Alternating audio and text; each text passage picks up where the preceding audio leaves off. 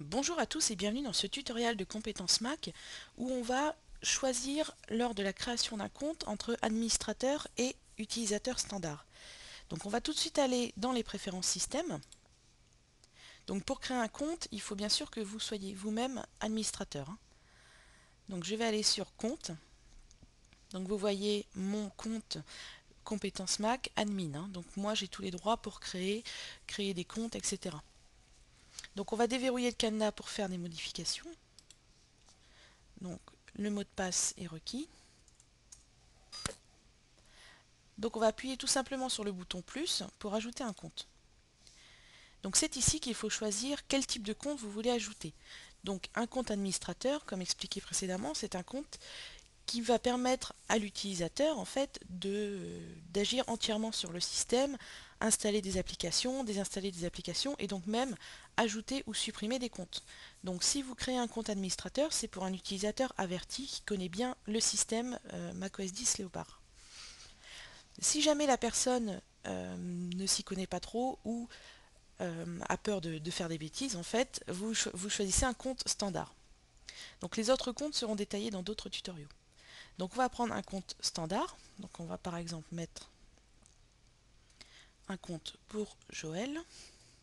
Le nom abrégé s'inscrit tout seul et donc le mot de passe.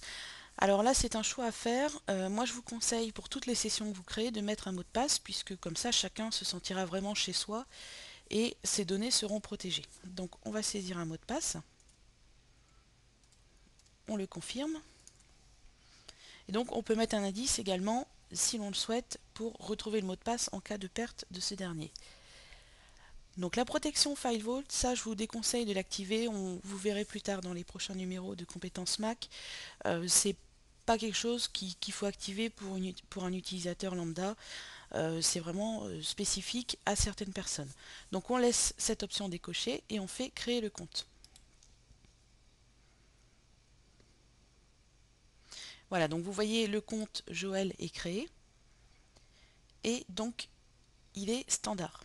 Si jamais vous voulez passer, si Joël a fait des programmes informatiques et qu'il souhaite maintenant installer des applications, etc., vous pouvez tout simplement cocher cette case, autoriser à administrer cet ordinateur, et vous voyez, Joël devient administrateur. Vous pouvez le décocher ou le recocher suivant le niveau de Joël. Voilà donc pour la différence entre un compte administrateur et un compte utilisateur standard. Donc c'est un choix à faire hein, lors de la création du compte, c'est à vous de décider si la personne ou non a les capacités de se servir correctement du système.